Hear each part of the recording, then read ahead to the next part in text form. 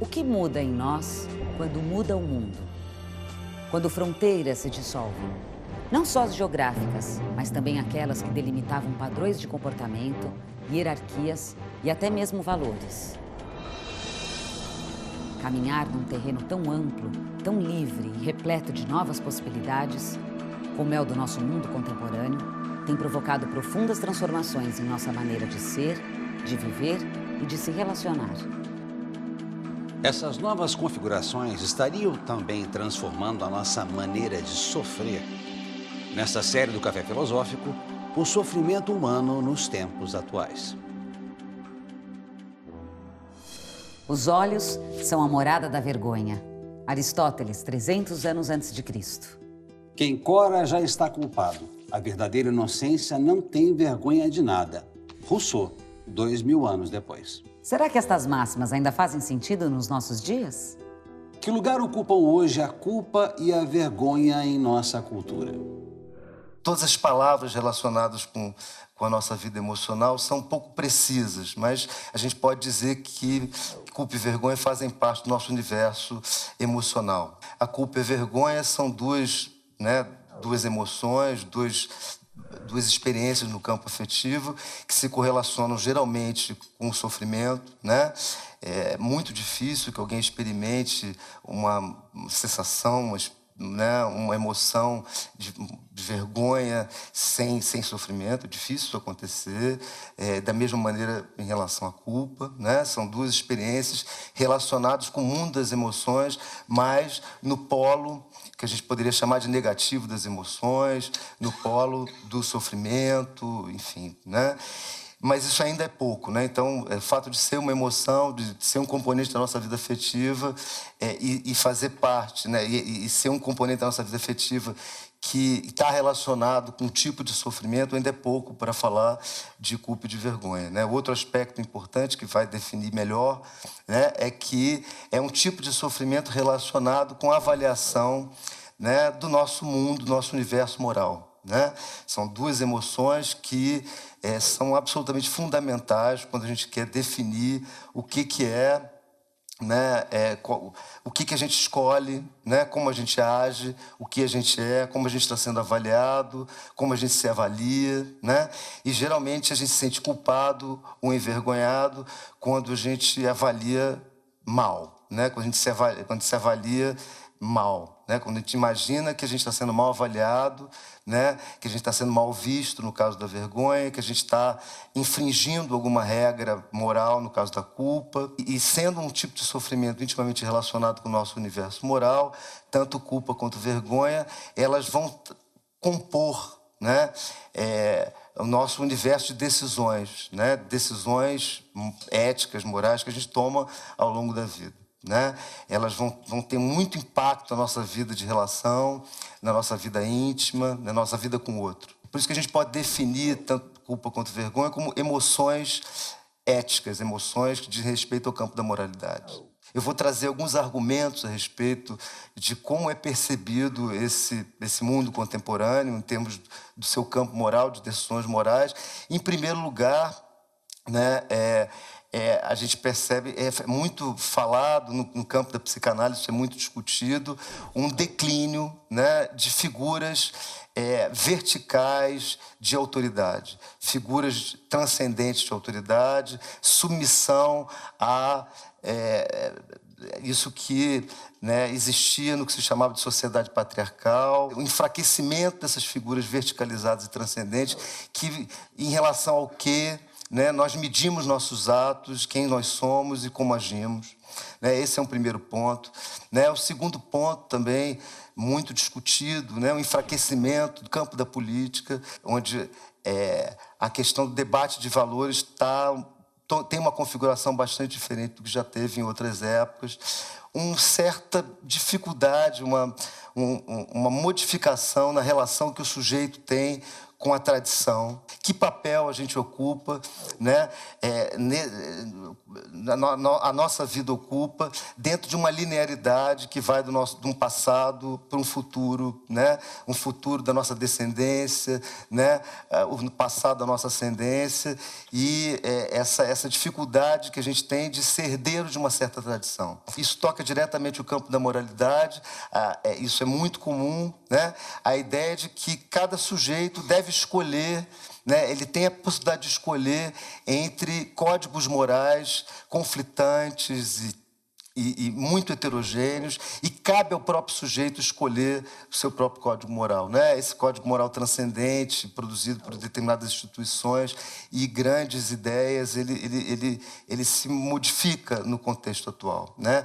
A outra ideia de que cada vez mais somos bem-sucedidos, imaginamos que somos pessoas absolutamente genuínas se a gente obedecer a um certo imperativo, que é o imperativo da autenticidade. Nós temos que ser autênticos, nós temos que trazer alguma coisa absolutamente nossa o tempo todo, né?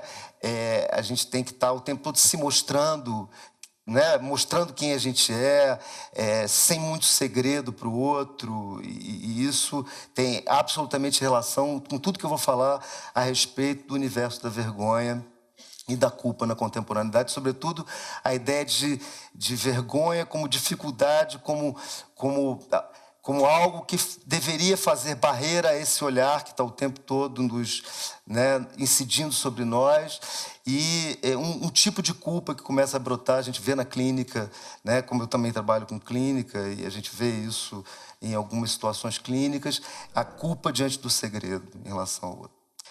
Pessoas extremamente culpadas, se dizendo assim, eu fico muito culpado porque eu não consigo ser autêntico e transparente para pessoas que eu amo, né? Seja quem for essa pessoa que ama, pode ser os pais, pode ser um namorado, uma namorada, uma pessoa que é muito importante.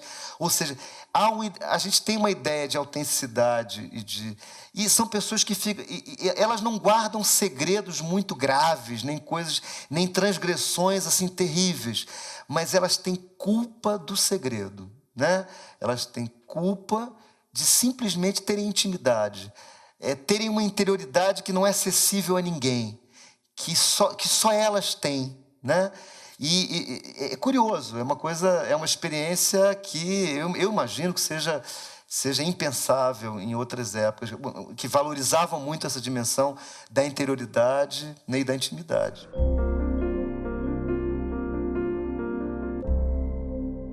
A vergonha é uma emoção, um sentimento, né, que brota quando nós projetamos, né, para o olhar de um outro aquilo que nós não queremos projetar. Nós mostramos aquilo que não poderia ser mostrado, aquilo que nós gostaríamos de guardar 7 chaves dentro de nós, de cada um de nós, e a gente então não consegue, alguma coisa escapa, alguma coisa sai, que é disponível para quem quiser olhar, né? Provoca uma emoção penosa. Isso produz uma emoção que tem aspectos físicos, né? Por exemplo, fisiológicos, a ruborização, né? Que é uma maneira, inclusive, de a ruborização. Tinha um quadro psiquiátrico no final do século XIX, início do século XX, chamado eritrofobia, né? Que era exatamente o extremo desconforto que as pessoas tinham, né? Sobretudo naquela época em que as emoções eram muito mais controladas, o exibicionismo era diferente do que a gente vive hoje em dia. As pessoas tinham verdadeiro pavor do rubor facial, né? Então as pessoas se ruborizavam e foi criado um termo psiquiátrico para isso nessa época, que é o primeiro termo precursor do que hoje a gente chama de fobia social. né? A fobia social, provavelmente muitos de vocês já devem ter ouvido falar, né? Que é um quadro psiquiátrico, faz parte do manual classificatório, né? Tanto da CID-10, que regula, né? O Código Internacional de Doenças, como o manual americano, que é um quadro psiquiátrico em que as pessoas têm um desconforto profundo de estar em qualquer, né, lugar onde um outro anônimo, uma pessoa qualquer pode vê-la. Então, não consegue ir num restaurante, não conseguiria estar aqui, talvez, né? Não é só falar em público, qualquer coisa, usar banheiro público, né? Então, a gente tem, né, fenômenos físicos, né, de ansiedade, quando a gente tem vergonha, né? A gente, às vezes, tem taquicardia, sudorese, palpitação, né? E fenômenos também ideativos cognitivos, né? A gente tem vontade de sumir, a gente tem medo, ela mexe com a fantasia de ser expulso daquela comunidade, né? O envergonhado, uma pessoa que tem uma vergonha grave, é como se ela não tivesse o direito de pertencer àquela comunidade que ele pertence. É como se alguma coisa que está ligado diretamente ao papel que aquele sujeito ocupa no mundo, né, social que ele vive, né? Então, portanto, é uma emoção social também. É como se a instância que julgasse, né, disse que a vergonha ela é mais externalizada do ponto de vista moral do que a culpa, porque é como se, enquanto que na culpa a gente tem aquela o famoso grilo falante, né, a consciência, né, na vergonha, essa instância de avaliação moral ela estaria externalizada, né? Ela estaria externalizada no outro que nos olha. O outro que nos olha é aquele que nos julga, ao contrário da culpa, em que existe uma consciência moral internalizada. A gente pode sentir vergonha pelo outro também, né? A famosa expressão que se usa, vergonha alheia, ou seja, a vergonha, a gente é capaz de se colocar inteiramente no lugar do outro e sentir vergonha, e a gente pode sentir todos esses fenômenos físicos e ideativos, né, que eu estou descrevendo para vocês mesmo, quando não é a gente, não somos nós, que sentimos. Ela é considerada também uma emoção narcísica. Eu vou explicar um pouquinho, com o mínimo de linguagem técnica possível, o que eu estou chamando de emoção narcísica, né? O que é uma emoção narcísica? Na verdade, nós não temos a menor ideia de como o outro está nos julgando, né, quando nós sentimos vergonha. Porque a vergonha, ela implica uma projeção no olhar do outro daquilo que nós pensamos a respeito de nós mesmos, né? Quer dizer, a vergonha ela implica numa relação de nós com nós mesmos, né? Quer dizer, o outro, às vezes, é muito comum nós nos sentirmos extremamente envergonhados diante de outras pessoas, imaginarmos, inclusive, que cometemos, né, que fizemos um papel de ridículo. A ideia de ridículo também é muito comum, né? O medo do ridículo, o ser ridicularizado é muito comum na experiência do sujeito envergonhado, mas mesmo que ninguém pense, ninguém ache que nós fomos ridículos naquela situação, se nós projetamos, né, no olhar do outro esse sentimento, nós vamos sentir vergonha, né? Então a vergonha ela diz respeito diretamente à avaliação que nós temos de nós mesmos, né? Sobretudo quando nós, né, projetamos para fora de nós mesmos uma imagem que, na nossa opinião, por algum motivo, repito, que absolutamente singular, né? Absolutamente idiosincrático, né? Isso deveria estar escondido e não está. Por que nós sofremos por causa disso? Por que nós sofremos quando nós projetamos, né, para o olhar do outro, estando disponível no olhar do outro, alguma coisa que deveria permanecer escondida, mas não só escondida, mas escondida porque profundamente desvalorizada na nossa opinião, né? Isso não tem nada a ver necessariamente com o outro, né?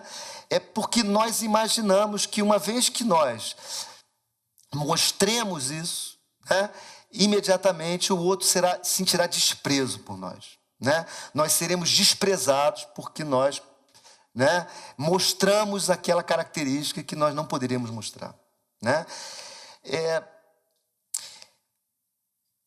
O último aspecto em relação à descrição da vergonha que eu gostaria de comentar com vocês é um aspecto muito importante e que faz com que a vergonha ela seja uma experiência extremamente radical, sobretudo em outras culturas diferentes da cultura ocidental. É o aspecto de que a vergonha, sobretudo uma vergonha muito intensa, ela é irreparável, né? Esse é um aspecto muito importante, né? Ao contrário da culpa, né? A culpa, quando a gente sente culpa, nosso impulso é de reparar o que nós fizemos, né? Na vergonha, porque como a vergonha ela diz respeito a quem nós somos, né? A esse aspecto do nosso narcisismo, como ela diz respeito a esse aspecto da nossa subjetividade, isso que nós somos, a única maneira que nós temos para modificar essa emoção penosa relacionada com a vergonha é exatamente, né, sermos outro, né, nos transformarmos. Como nós não podemos reparar alguma coisa que tem a ver com o que nós somos, a única maneira de lidar com a vergonha é a gente se transformar, a gente se tornar um outro, né? E isso é muito difícil, isso é uma coisa que, não é para qualquer um. No próximo bloco... Nós sentimos culpa quando o quê?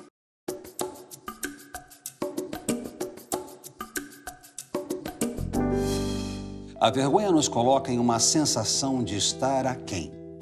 Traz o medo de sermos ridicularizados ou expulsos de um grupo. Se relaciona com uma aprovação externa. Está ligada ao que somos e não ao que fazemos. A vergonha é moral, é ética, é social. Mas e a culpa?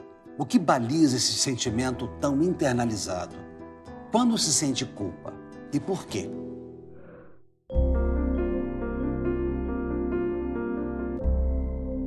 De uma certa maneira, a culpa ela está relacionada com os nossos atos, né? Nós sentimos culpa quando algum ato que nós fizemos, né, produziu sofrimento. Geralmente a culpa está ligada a um ato relacionado com a produção de uma vítima, né? Tem um ato que nós fizemos, tem uma vítima desse ato, né?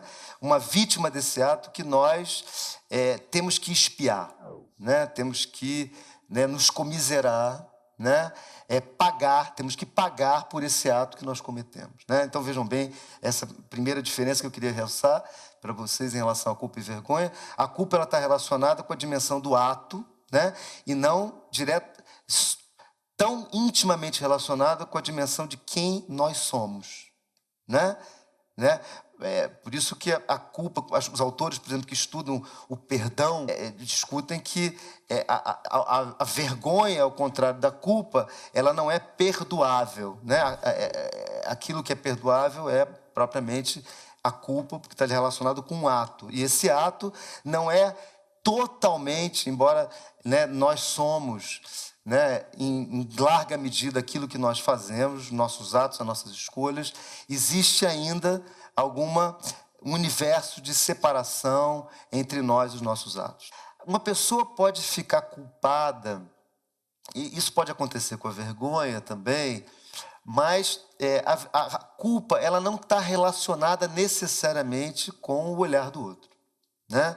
Ao contrário da vergonha, a culpa, como eu estava dizendo antes, ela está relacionada com a dimensão da voz e não do olhar, né? Ela está relacionada com a dimensão da voz e, sobretudo, de uma voz, né, que Freud vai mostrar isso com bastante riqueza de detalhes, de uma voz que se constitui, quando ele vai falar do que é o supereu, é essa voz impessoal, internalizada, que, em relação ao que nós medimos os nossos atos, né? É aquilo que, essa voz que diz, que instaura o domínio da lei, aquilo do que é permitido, do que não é permitido. Ou seja, nós sentimos culpa quando diante dessa figura internalizada da lei, desse imperativo relacionado com essa voz, com esse campo, né, transcendente em relação ao que a gente compara os nossos atos, nós cometemos uma transgressão. é uma sensação, né, que nós cometemos uma transgressão, né, comparada com uma lei abstrata, né, com uma lei impessoal, uma lei que nós nos submetemos a essa lei, né, para que nós possamos pertencer a uma determinada comunidade. Vejam bem, o primeiro problema que a gente encontra na experiência da culpa nos dias atuais, né, é que essa experiência clássica da culpa, construída ao longo de séculos no Ocidente e que se, né, hegemoniza, que encontra referenciais ricos, né, sobretudo na passagem do século, né, no século XIX, no início do século XX, né, ela depende exatamente da interiorização dessa lei. Uma pessoa pode estar culpada sem que ninguém saiba, se ninguém, né, é uma experiência muito interiorizada de avaliação moral. Se a gente tem problemas, né, na interiorização dessa instância transcendente do ponto de vista moral, que o Freud chamou de supereu e que está relacionado com uma outra, né, instância chamada ideal de eu, enfim, outros autores não psicanalistas vão chamar, né, de campo simbólico, etc. Se a gente tem uma modificação, né, nessa experiência, isso vai trazer problemas, né, para o sentimento de culpa na atualidade. Se sente culpa diferentemente do que se sentia, né, em outra época. Eu vou privilegiar aqui, por questão de tempo e por questão da importância cultural atual desse tema, mais a questão da vergonha do que a questão da culpa. O espelho reflete a pureza eterna. Não alimenta a vaidade, nem reflete o ser perturbador. Reflete as profundezas da alma. No espelho, ela vê os próprios olhos como a porta da alma. E isto a ajuda a viver como um ser sem vergonha. Vê ela ali a imagem idealizada dos pais. Ali, os seus seres mostram-se espontaneamente bons, conforme eram na infância, sem a guia da vergonha. Esta percepção da vergonha é narrada em um estudo sobre a cultura japonesa, feita no pós-guerra pela antropóloga americana Ruth Benedict. Nele, ela aponta que nas sociedades como a do Japão, onde prezam a ancestralidade, a dignidade e a honra, o comportamento moral é regulado pela vergonha.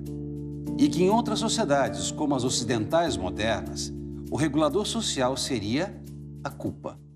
Ela propôs que existissem dois tipos de cultura, comparando a cultura japonesa com a cultura americana. Ela dizia que existem culturas chamadas culturas da vergonha e culturas da culpa, né? E que o Japão, a cultura japonesa, sobretudo naquele momento, era uma cultura onde a instância de avaliação moral ela estava mais exteriorizada do que no mundo ocidental, né, na sociedade americana, que ela descrevia como cultura da culpa. Um aspecto fundamental, né, que define isso que ela chamou de cultura da vergonha é a relação da vergonha com uma outra experiência afetiva e cognitiva chamada honra, com esse aspecto do ponto de vista moral fundamental, né, que a gente, inclusive, se distanciou um pouco.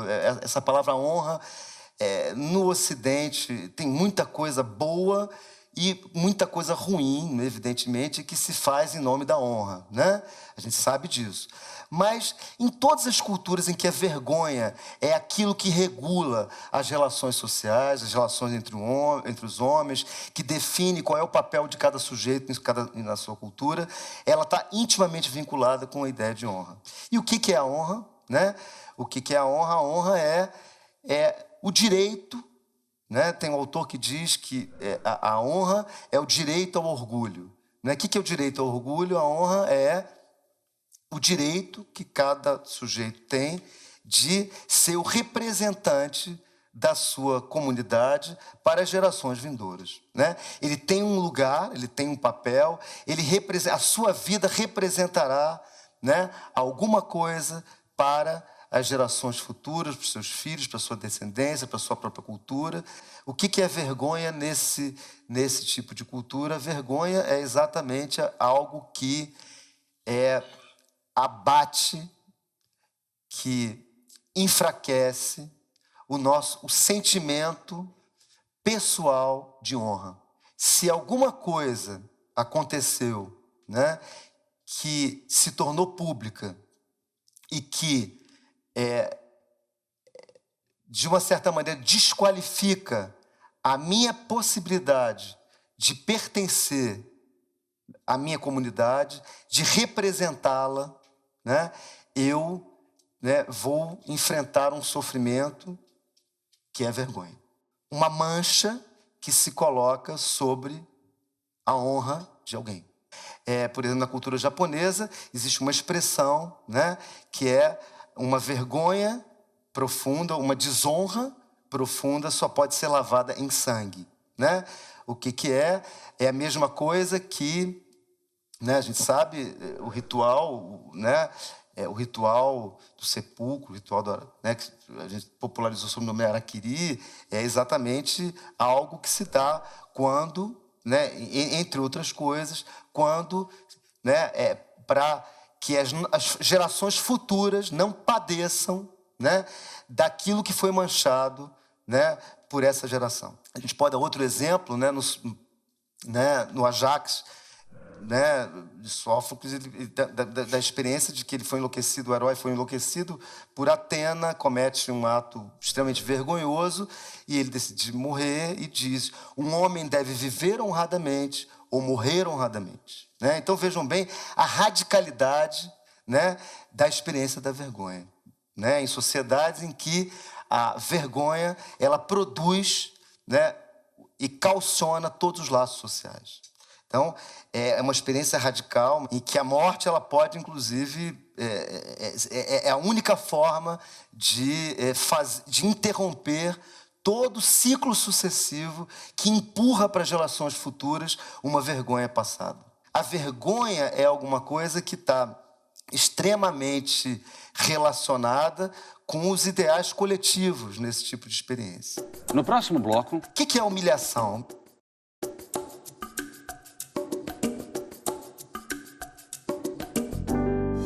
Em culturas tradicionais, códigos de honra com normas de conduta dão um parâmetro para comportamentos que envergonham. A vergonha em nossa sociedade hoje parece que não tem a ver com dignidade, honra ou sobre ferir ideais éticos, públicos ou mesmo de preservação de valores de uma identidade, de uma tradição. O que tem levado as pessoas que sofrem de vergonha a buscar auxílio de terapia passa pelo olhar dos outros, pela aprovação ou não, pelo medo de ser mal visto, reprovado. Não é uma vergonha que resulta de algo que se fez, mas de se sentir sempre insuficiente. O que a gente percebe atualmente? Né? O que a gente percebe na experiência da vergonha atualmente? Né? O que a gente percebe é exatamente que, em primeiro lugar, a gente não consegue reconhecer essa experiência, né? A gente não consegue reconhecer essa experiência da correlação entre vergonha e honra, né? Da vergonha ser alguma coisa correlacionada com ideais públicos e não ideais privados, né? Então, a gente percebe hoje em dia 3 grandes movimentos, né? O primeiro movimento é o movimento, né, a gente vive numa cultura, é uma palavra muito simplificada para descrever essa cultura que a gente vive hoje, mas extremamente exibicionista, né? Em que o tempo todo há um imperativo de mostrar-se. Nós precisamos nos mostrar, né? Nós precisamos ser proativos, quem é executivo tem que ter liderança e está o tempo todo, enfim, nos mais diversos universos humanos, né? Nós vivemos uma cultura em que se mostrar, né, né, eu não vou nem falar de Big Brother, porque virou, né, virou, né, mas né, reality show, a exposição enorme da intimidade. O que acontece, então? A vergonha, que era alguma coisa valorizada num certo momento, né? A valorização da intimidade, a gente tem hoje em dia um reforço negativo da vergonha, né? Em algumas situações, não é bom sentir vergonha. A pessoa envergonhada, né, uma pessoa tímida, pessoas que não conseguem se expor, né? Isso é alguma coisa extremamente desvalorizada no mundo que a gente vive, né? Tanto na clínica psiquiátrica quanto na clínica psicanalítica, a experiência da vergonha ela se dá em relação a aspectos da vida totalmente individualizados, né? E sem nenhuma relação com ideias coletivas. Então, a pessoa pode morrer, ela pode não ter vergonha nenhuma se ela vai num supermercado, alguém erra o troco e ela não devolve o troco, né? Agora, ela morre de vergonha se ela tem uma espinha na cara, ela morre de vergonha se... né?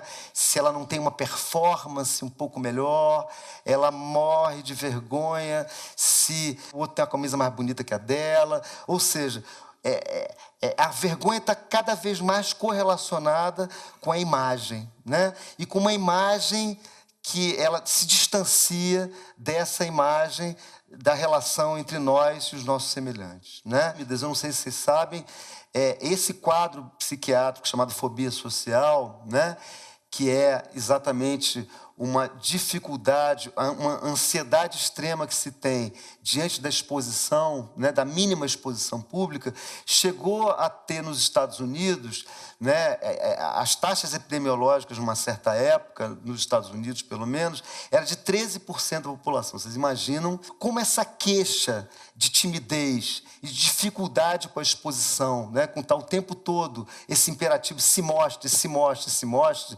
produz um sofrimento, né, um sofrimento intenso para essas pessoas que têm dificuldade com a exposição.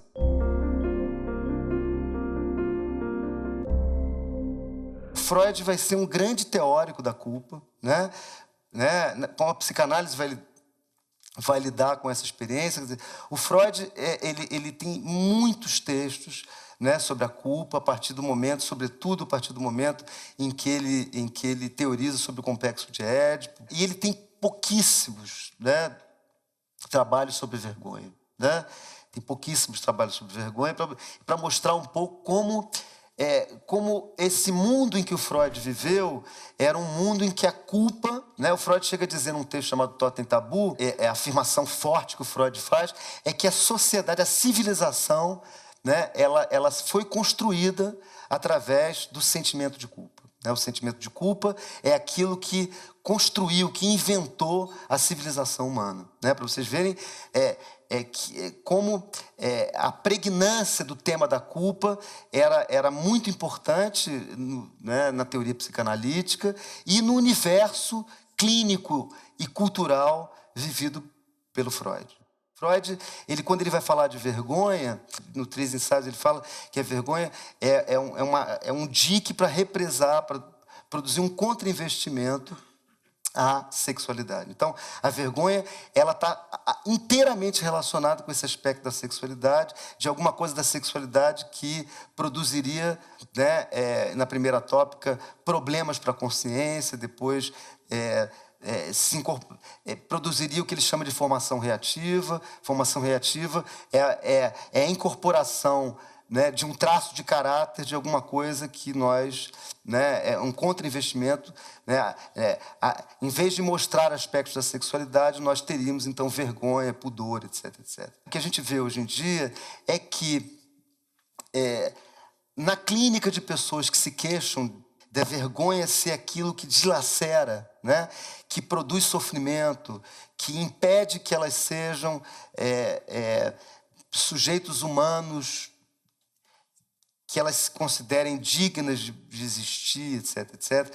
Esses casos em que a vergonha é muito intensa e que produz muito sofrimento, o que a gente vê é exatamente que ela está relacionada diretamente com falhas no que a gente chama de organização narcísica. Aspectos, né, ligados à formação do eu, perdeu a ligação forte que ela tinha com referente da sexualidade objetal e ela está absolutamente relacionada, né, com a experiência de como nós nos constituímos como nós mesmos, como cada um de nós se apresenta para o outro, né, para aspectos que a gente chama em psicanálise de aspectos narcísicos, né?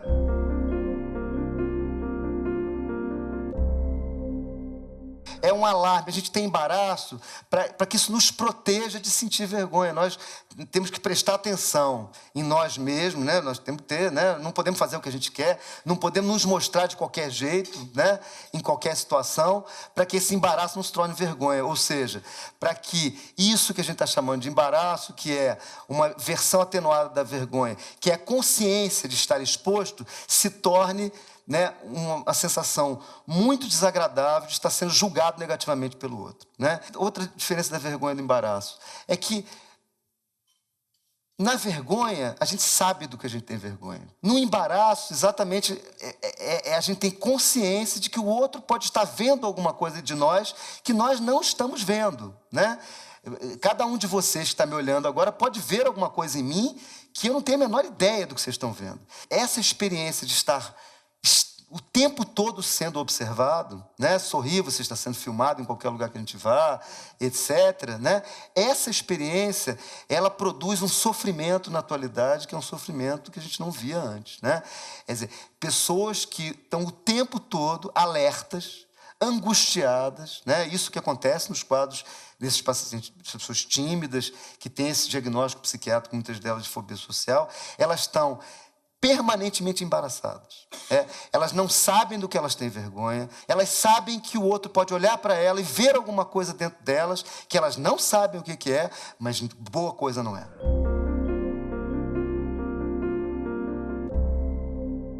Uma pessoa que se sente muito envergonhada, ela tem a sensação de que foi humilhada, né? Que está sendo humilhada.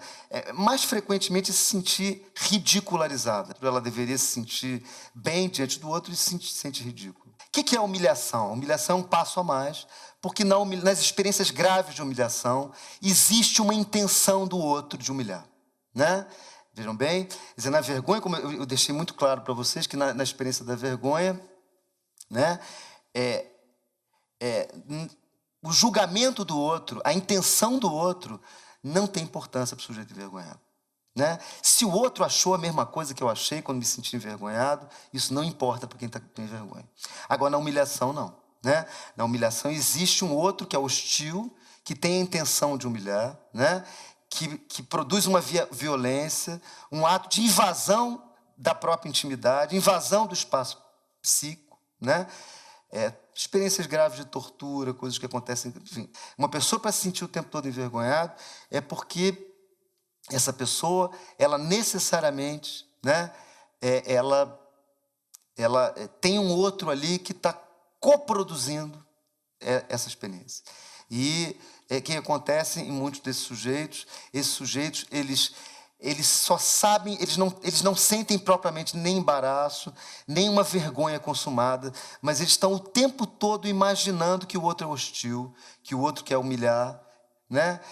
O acesso que eles têm à própria vergonha se dá através de um sentimento permanente de estar sendo humilhado pelo outro, né? E, geralmente, se a gente vai examinar a vida dessas pessoas, elas não estão tendo esse sentimento à toa.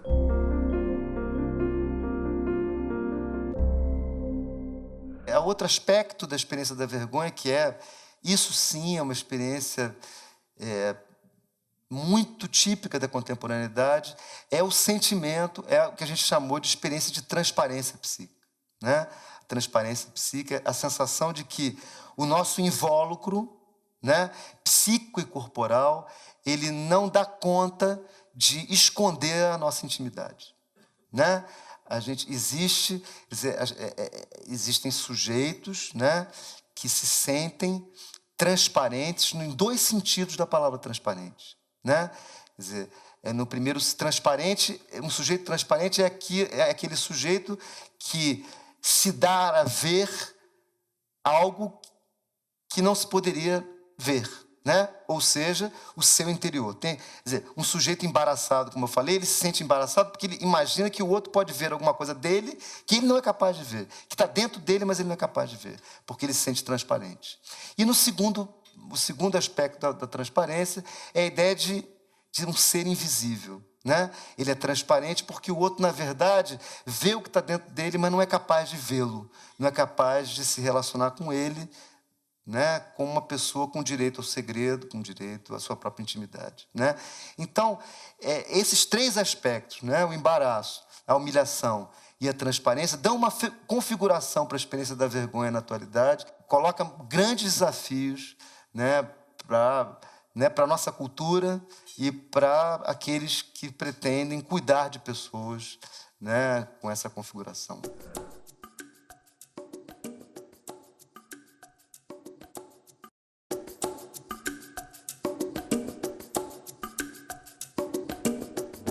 No Brasil de hoje, circula toda uma linguagem relacionando vergonha e malandragem. Aquele sujeito não tem vergonha na cara?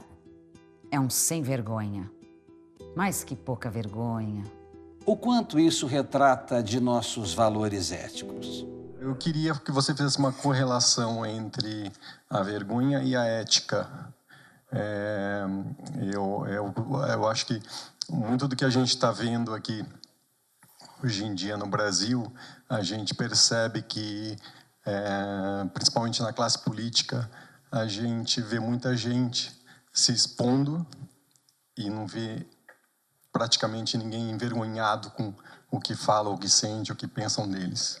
O primeiro artigo que eu escrevi sobre esse assunto, né, o final, a última frase que eu escrevi foi exatamente dizer que as pessoas que sentem vergonha, que sofrem de vergonha, que tornam a vergonha um tipo de patologia, né? É curioso, né? Porque vergonha falsada, né? A gente está vivendo um momento de patologização de uma experiência normal, né? Vergonha é uma experiência normal, né? Uma experiência universal. Eu espero que todo mundo já tenha sentido vergonha, não desejo, não, mas eu imagino que todo mundo aqui já sentiu vergonha. Afinal de contas, eles dizem que é importante ter vergonha na cara, né? Vergonha na cara, essa expressão vergonha na cara, né? A vergonha é alguma coisa muito relacionada com a cara, né? Com aquilo que a gente mostra, a cara que sustenta o nosso olhar, que sustenta, né? É um aspecto fundamental do que a gente mostra para o outro, a nossa cara, né? Aquilo que nos representa de uma certa maneira. E, de fato, como eu falei antes, né? A vergonha ela perdeu contato muito grande com o universo público, né?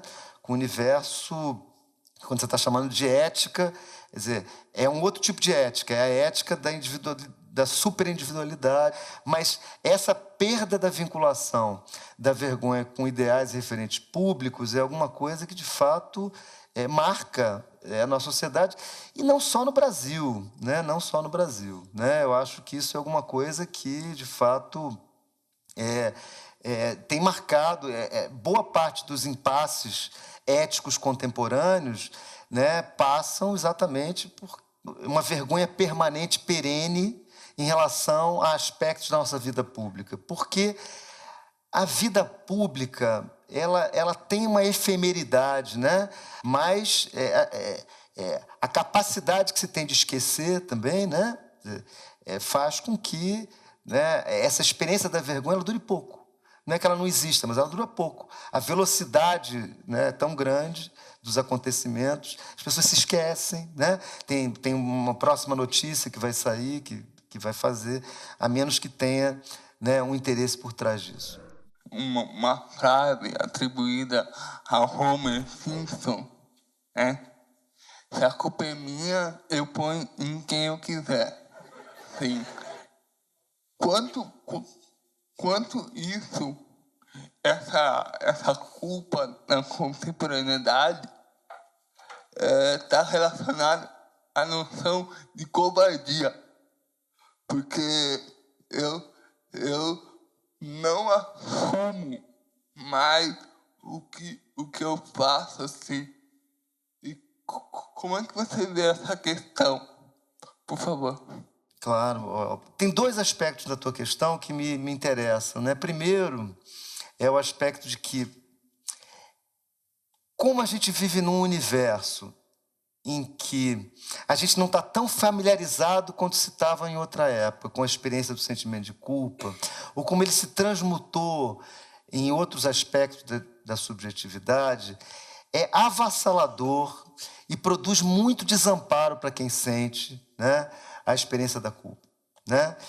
Isso faz com que, esse é um outro aspecto, que seja muito difícil que o sujeito assuma para si essa experiência da culpa, né?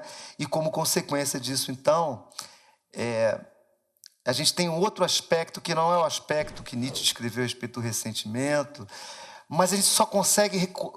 A gente consegue o tempo todo reconhecer a culpa no outro. A culpa é alguma coisa que está sempre no outro, né? Essa frase eu não conhecia, não. Né? Mas o Homer Simpson vai virar agora uma referência bibliográfica importante. Né? Vai ser ótimo para mim. Mas a culpa, a gente reconhece a culpa no outro. A culpa, né? A culpa está sempre no outro. É muito difícil, né? A gente reconhecer, a gente assumir. Né? Exatamente porque a gente perdeu familiaridade com o aspecto desse sentimento, é avassalador, nos coloca numa situação de desamparo absoluto, a emergência desse sofrimento, e então a gente acaba projetando, né? A gente acaba projetando ele muitas vezes no outro, e é isso mesmo, a gente coloca em quem é minha, mas é engraçado, né? Porque ela é minha, ou seja, a gente reconhece que ela é nossa, mas a gente dá um jeito de... Né? Não pode ser só nossa, né? A gente tem que dividir ela com alguém, a gente tem que dar para alguém, né? Você relacionou a culpa com a moralidade e geralmente relacionam a responsabilidade com a ética. E ética e responsabilidade em psicanálise, para mim pelo menos, seria você não recuar da sua posição desejante. E muitas vezes, quando é falado, responsabilidade vira uma palavra um pouco mais doce para uma certa culpa. Quer dizer, você fala responsabilidade, mas na verdade ainda há culpa e há um encobrimento da posição do sujeito de desejo. Queria que você comentasse um pouco sobre isso.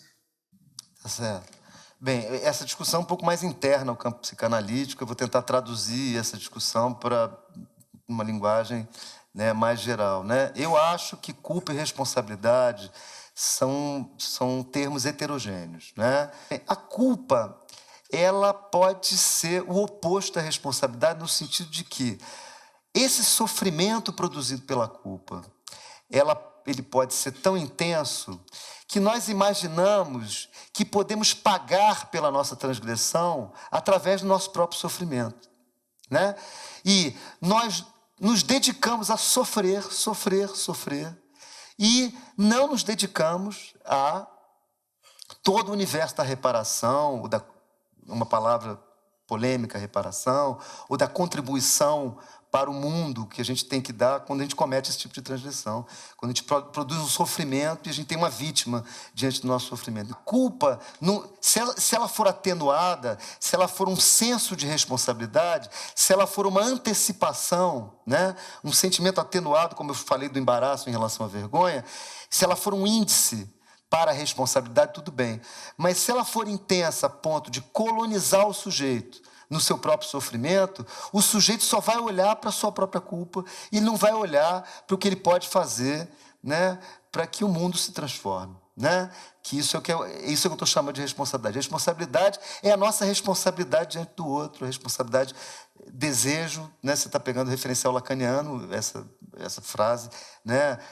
Não ceder diante do seu desejo, etc. É desejo do outro, enfim. Né? A culpa ela pode ser atenuadamente, ela pode ser, né, um fator de responsabilização, mas ela pode ser um fator de impedir a responsabilização.